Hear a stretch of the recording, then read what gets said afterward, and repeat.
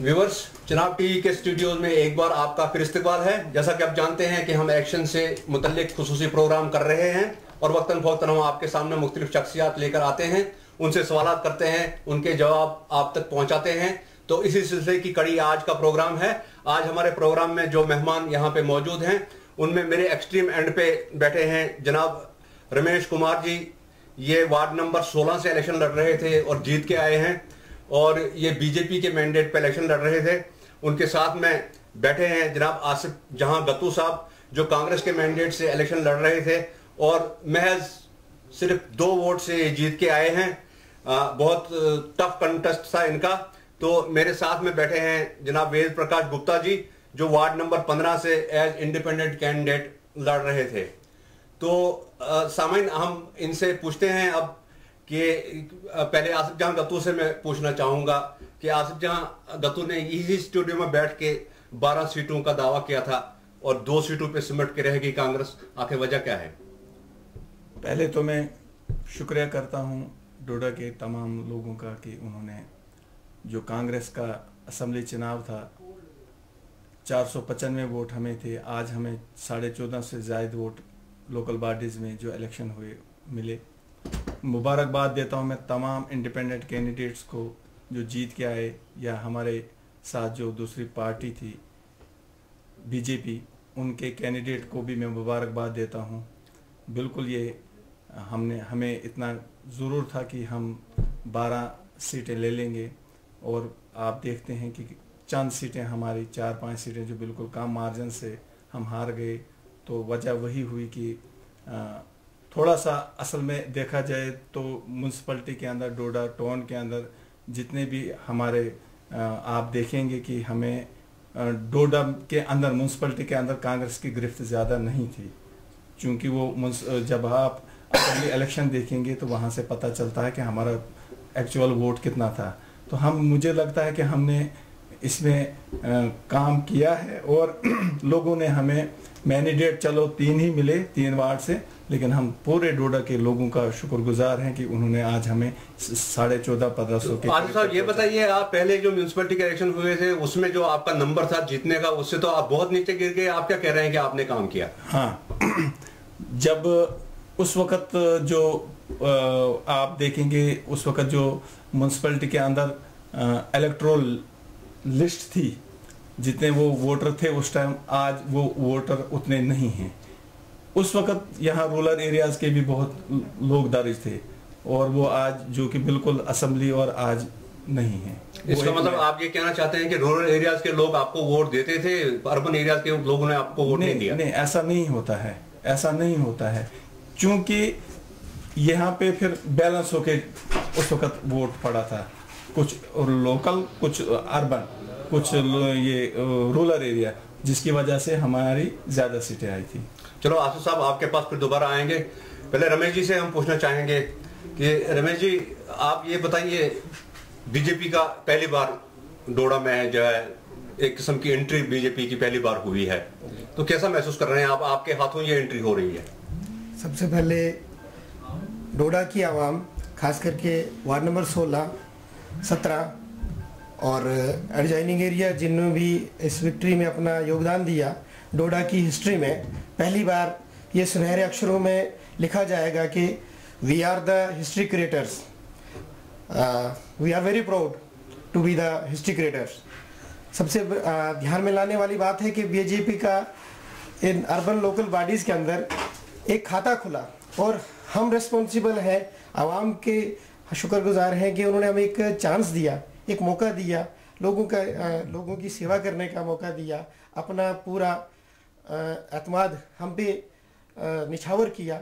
और हम भी चाहेंगे कि तन मन धन से हमें एक सेवा करने का मौका मिला है और उस पर हम खरा उतरने की कोशिश करेंगे। रमेश जी, ऐसा नहीं लगता आपको कि एक पर्टिकुलर कम्युनिटी के वोट्स पे बीजेपी फिर एक बार यहाँ पे डिपेंडेंट रही, क्योंकि बाकी जगह पे कोई आपने जीत रजिस्टर नहीं करवाई, सिर्फ उन्हीं एरिया में जहाँ पे एक पर्टिकुलर कम्युनिटी के वोट्स हैं?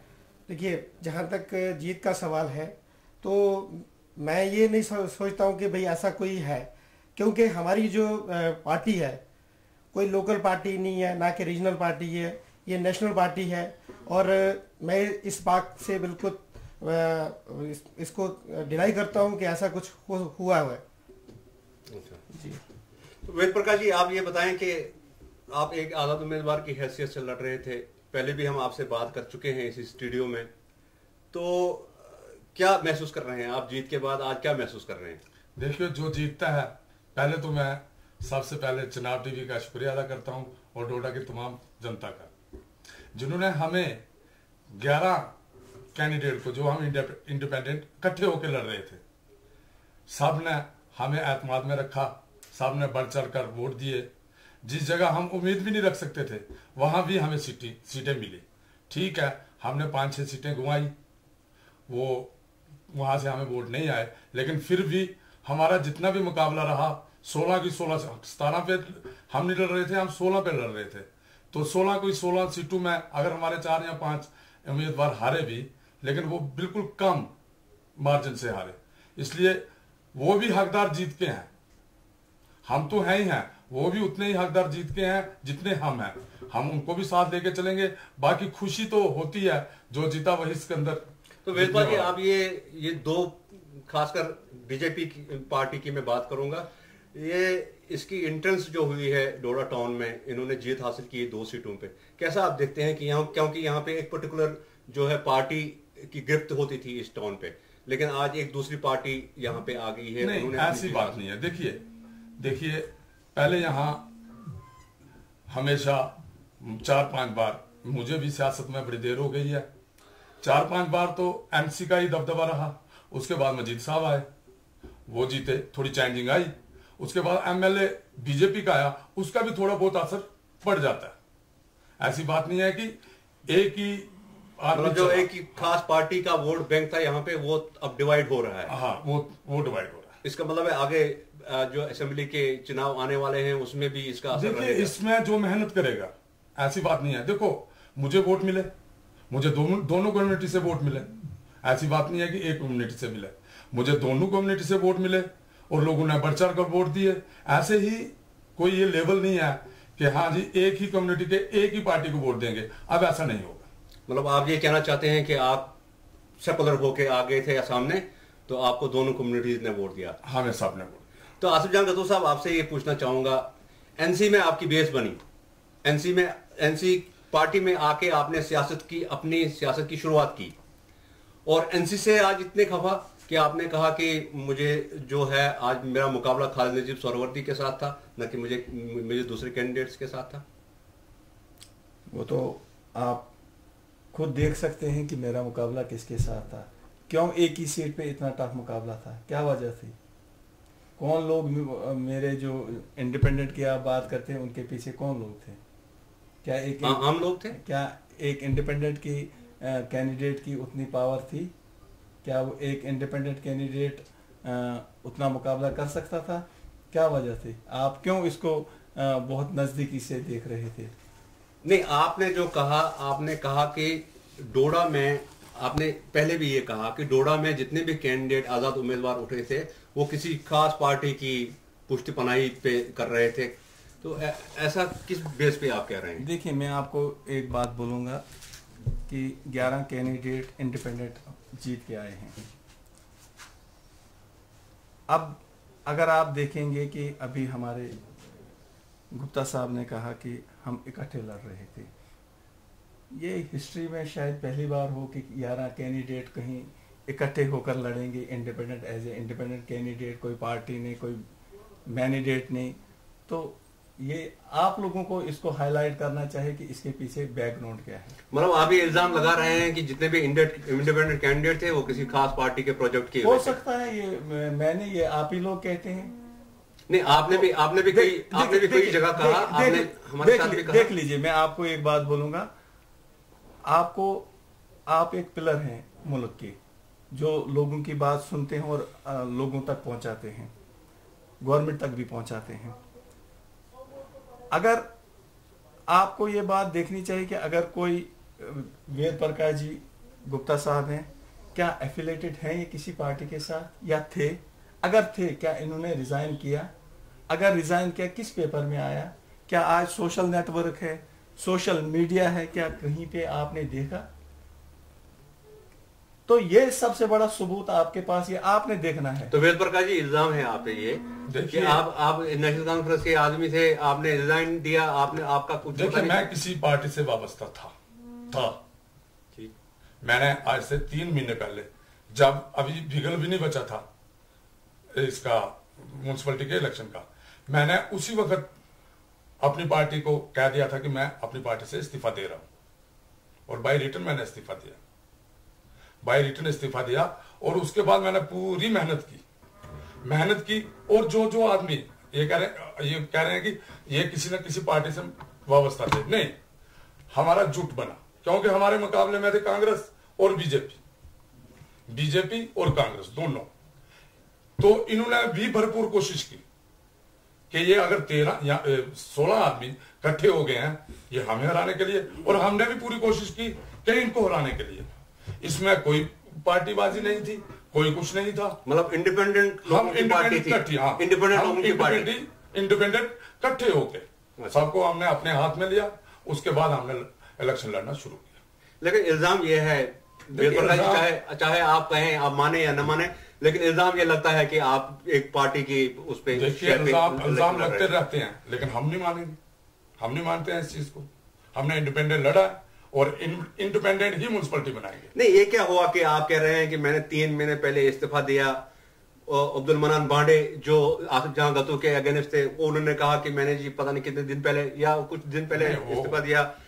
अब ये एनसी से इस्तीफा देने का क्या मतलब है? मतलब वहीं से क्या आप, देखिए मेरी बात दोबारा पार्टी में, मेरी बात आप अच्छी तरह मुझे जानते हो, मैं स्टार्टिंग से, अब मुझे 38 साल डोडा में हो गया है, मैं एक छोटी मोटी सी दुकान चलाता हूं, लेकिन मैंने आसिफ जान गत्तू ये भी हमारे साथ जुड़े थे, हम एक एनजीओ चलाते थे और उसमें हम सोशल वर्कर जो भी काम होते थे, एक्सीडेंटल वगैरह या कोई मुसीबत ज्यादा, उसमें मैं बढ़ चढ़ के हिस्सा लेता था। और उस दिन से ही मुझे शौक था कि मैं डोडा का वसनीक हूं, डोडा में बस गया हूं। पहले हम पुलडोडा रहते थे, मैंने पुलडोडा से भी इलेक्शन लड़ा था, मैं हार गया था। उसके बाद जब डोडा आया तो मुझे मौका दिया लोगों ने, और मैंने मौका लिया कि मैं किसी तरह समाज का एक सेवक बन के आ गया हूं। उस दिन से मुझे शौक था कि मैं किसी दिन म्युनिसिपैलिटी का इलेक्शन लड़ूं, और मुझे जो ये सेवा का मौका है मैं इसको आगे बढ़ा चाहता। लेकिन एक पार्टी से मुंसलिक थे ना? मैं उस वक्त पार्टी से मुंसलिक था, अब नहीं है आप? बिल्कुल। अच्छा, आइंदा क्या, आइंदा भी नहीं रहेंगे या आइंदा रहेंगे इसके बाद? देखो, पहले तो हमें अब जिम्मेवारी है म्युनिसिपैलिटी बनाने की, हम सबको 11 आदमियों को। अब उसमें हम फैसला लेंगे, फैसला लेने के बाद देखते हैं हमने क्या करना। फिलहाल हमारा इंडिपेंडेंट ही रहने का इरादा है। तो रमेश जी, आप ये बताइए कि आपका क्या बैकग्राउंड रहा है? लोगों ने आपको वोट दिया है, क्या समझ के वोट दिया आपको? मतलब आपका कुछ सोशल वर्क आप करते थे या कुछ? जरा सा अपनी बैकग्राउंड दे दीजिए आप। जी, पीछे 10-12 सालों से मैं सोशल वर्क काम करता रहा था, और कई ऑर्गेनाइजेशंस में एज ए स्टेट लेवल का काम किया, और अपने एरिया को इस तरह से कि नहीं मुझे कोई इलेक्शन लड़ना था, इस तरह से काम किया कि मेरा घर है, मेरा परिवार है, मेरे को यहाँ से स्कूल जाना है, मेरे को यहाँ से गुजरना है। तो ये चीज़ मतलब हाईलाइट इस तरह से हो कि डोडा का नाम डोडा सिटी पूरे मुल्क में लिया जाता है, तो वाकई ये सिटी लगनी चाहिए। आपने जो हालत देखी अपने मोहल्ले की, अपनी वार्ड की, उस बुनियाद पे आप जो है आप बड़े परेशान रहते थे, इसलिए आपने इलेक्शन लड़ा। लेकिन फिर आजाद क्यों नहीं लड़ा? परेशान के साथ साथ परेशान होना कोई सोल्यूशन नहीं है। हम लोग सोल्यूशन क्या देते हैं पब्लिक को, उस पर हम लोग फोकस कर रहे हैं। अच्छा। जैसे पानी की क्राइसिस पिछले 4-5 सालों से चल रहे थे, तो बगैर किसी पार्टी को लेके, बगैर किसी मजहब मिल्लत को लेके जब हमने काम किया, तो मुझे लगता है कि पिछले आज से 10 सालों के लिए वो क्राइसिस मैंने खत्म कर ली है। ये मतलब मेरे अपने बीजेपी जाने का यही मकसद था आपका? ये मुद्दा था कि बीजेपी काम कर रही है? बीजेपी काम नहीं कर रही है, हम लोग काम कर रहे हैं। वही हुआ ना कि पार्टी बीजेपी में आप शामिल थे ना, बीजेपी काम कर रही है। यहाँ पे जो एमएलए जो है आज यहाँ का, उसकी वजह से आप गए कि उन्होंने बहुत काम किया इसलिए आप गए उस पार्टी में? जी नहीं, मैं आपसे अर्ज करता चलूं कि हमने समाज के लिए काम किया, इसलिए काम किया कि हम फिजिकली हम लोग चाहते थे कि ग्राउंड पे हम लोग काम करें और लोगों को दिखे। जब दिखेगा तो आपके सारे लोग मतलब आप ये कहना चाहते हैं आपका अपना असर रसूख था? असर रसूख भी था और लोगों को भी लगा और हाई कमांड को भी लगा कि ये सूटेबल बंदा है, जो हमारे जो और भी मसले हैं आगे आइंदा जो हमें डोडा को सिटी की तरह आगे क्रिएशन करना है। आप बीजेपी में कब से हैं? मैं अभी कुछ टाइम से बीजेपी के अंदर शामिल हुआ हूँ। मतलब वहां से मैंडेट लेने का ये क्या मकसद था आपको? बीजेपी के मैंडेट पे इलेक्शन लड़ने का क्या मकसद था? देखिए, सबसे जो प्रभावित होने वाली बात है कि पिछले जब से हमारा जन्म हुआ है और एडमिनिस्ट्रेशन के साथ में कई बार बैठता था, बात करता था कि हमारी जो रोड की हालत बहुत खस्ता है। और इस टेन्योर के अंदर मैंने कई सारे कम्युनिकेशन भी करे, इवन कि डिस्ट्रिक्ट लेवल तक डिस्ट्रिक्ट ऑफिसर से मिलके जितने भी हमारे अपना रोड को डील करते थे, इवन हमारे कैबिनेट मिनिस्टर के रैंक के भी डोडा से रह चुके थे, उनके साथ भी बात हुई कि कम से कम हमारा जो ब्रिज है, हमारी रोड्स को आप लोग इस समय डील कर रहे हैं तो उसको इतने अच्छे से करिए कि हम लोग लोगों को बता पाएंगे कि हमने कुछ काम किया है। जब उससे निराश होके हमें लगा कि ये चीज़ है, क्योंकि अभी पिछले साल आपने देखा होगा कि भाई कम से कम बटोत से लेके डोडा तक का रोड इतना अच्छा हो गया कि हमारे जो न चाहने वाले भी वो इस चीज की तारीफ करते हैं। चलो इस पे दोबारा आते हैं।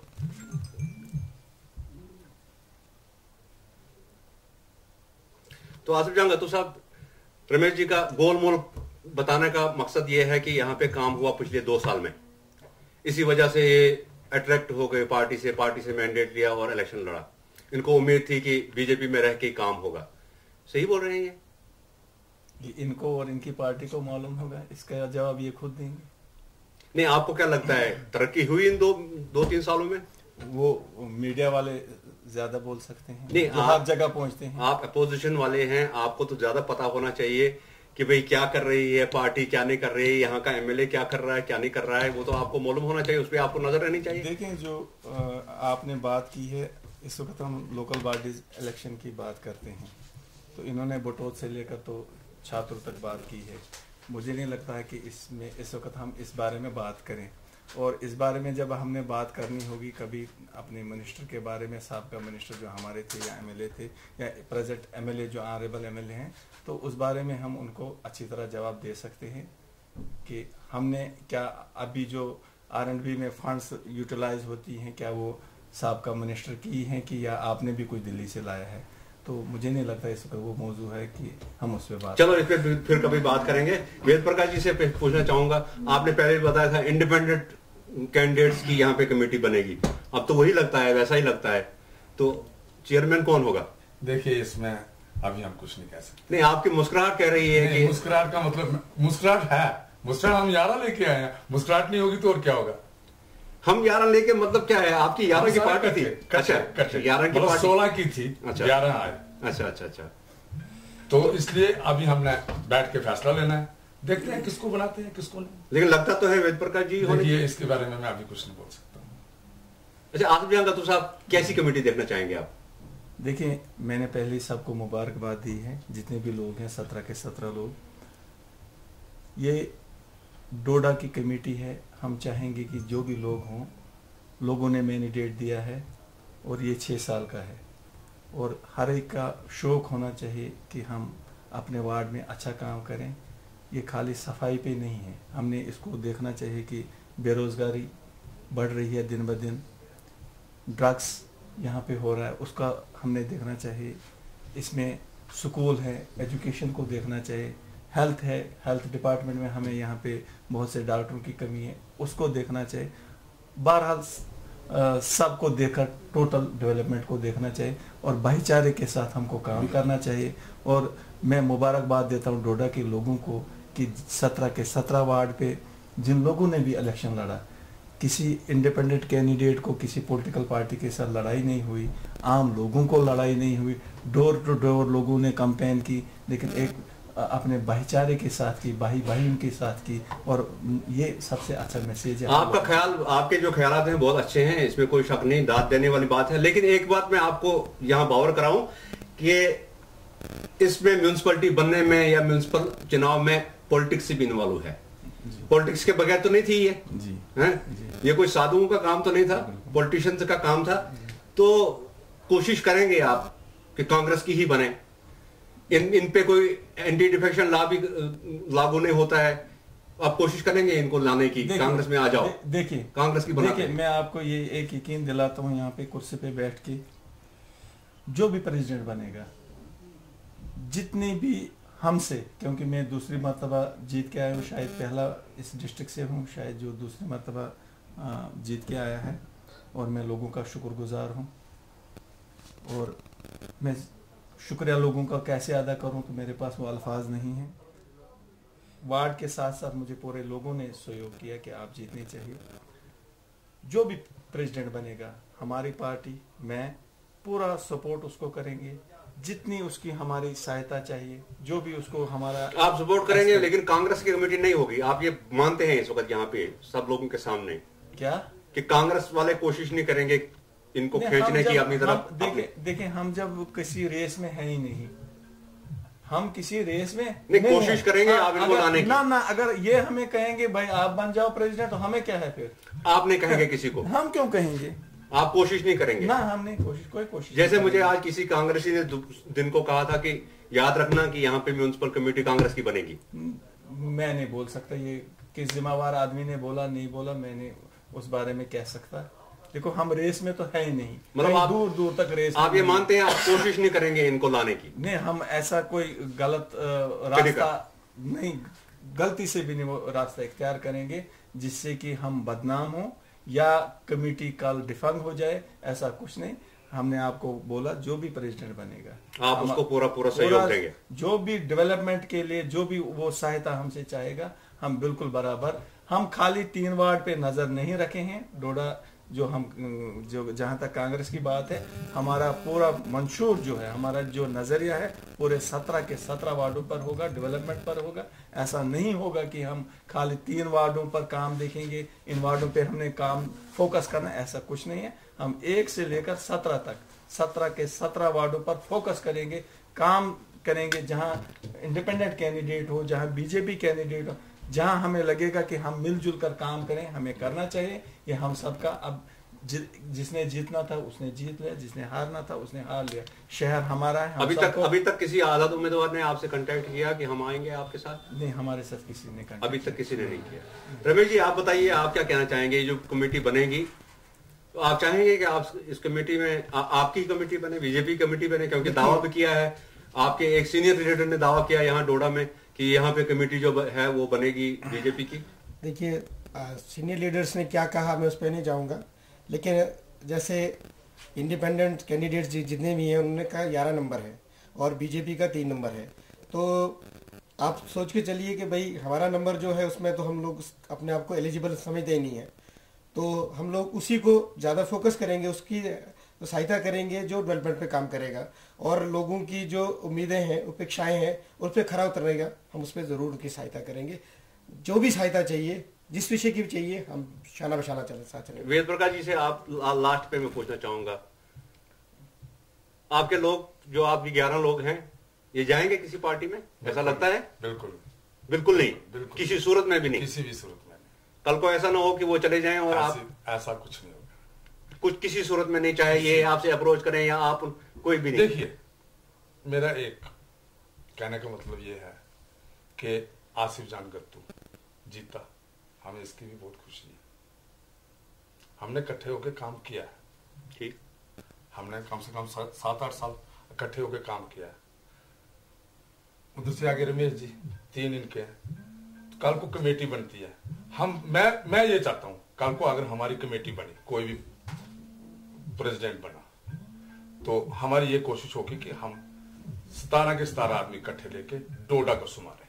बस मेरी यही एक वो है कि हमारी जो भी कमेटी बने, जो प्रेसिडेंट बने, उसमें हम यही कहेंगे कि हम 17 के 17 आदमी हैं तो इकट्ठे डोडा के ही हैं, बाहर से तो कोई आया नहीं। तो हमदर्दी तो मेरे हिसाब में सबको होनी चाहिए, डोडा निवासी होने के नाते। इसलिए हमारी भी ये कोशिश होगी, आसिफ जी ने कहा कि मेरा भी जो सहयोग होगा मैं इस कमेटी को दूंगा और हम ये अपेक्षा रखते हैं। तो नाज़रीन ये है मैं जनाब आपको एक बात जरूर कहूंगा, मैं इनको मुबारकबाद देता हूं 11 लोगों को कि हमने देखे 2-2, 3-3 भाई होते हैं, उनको इत्फाक नहीं होता, लेकिन इनको बहुत ज्यादा इत्फाक है। 11 के 11 ये मुबारक के काबिल है। तो नाज़रीन, आप देख रहे थे वेद प्रकाश जी कह रहे हैं, इन्होंने पहले भी इस बात का इज़हार किया था और आज भी ये कह रहे हैं कि कमेटी जो बनेगी यहाँ पे डोडा म्यूनिसिपल कमेटी, तो वो आजाद उम्मीदवारों पे मुश्तमिल होगी और कमेटी का जो चेयरमैन होगा वो भी आजाद उम्मीदवारों से होगा। और आसिफ जान गतू और हमारे रमेश जी ने, दोनों जो बड़ी बड़ी पार्टीज के नुमाइंदे हैं दोनों, उन्होंने ये कहा कि हम इनको पूरा साथ देंगे और किसी भी तरह की ये कोशिश नहीं करेंगे कि हम इनके मेंबर खरीद लें या ऐसा कुछ करेंगे। इन्होंने इससे बिल्कुल कहा है, वादा किया है कि ऐसा कुछ नहीं करेंगे। और वेद प्रकाश जी ने भी कहा है कि हमारा कोई मेंबर इनके पास नहीं जाएगा। आने वाले वक्त में देखते हैं कि कमेटी किस तरह की शेप लेती है। तब तक के लिए इजाजत दीजिए, आदाब।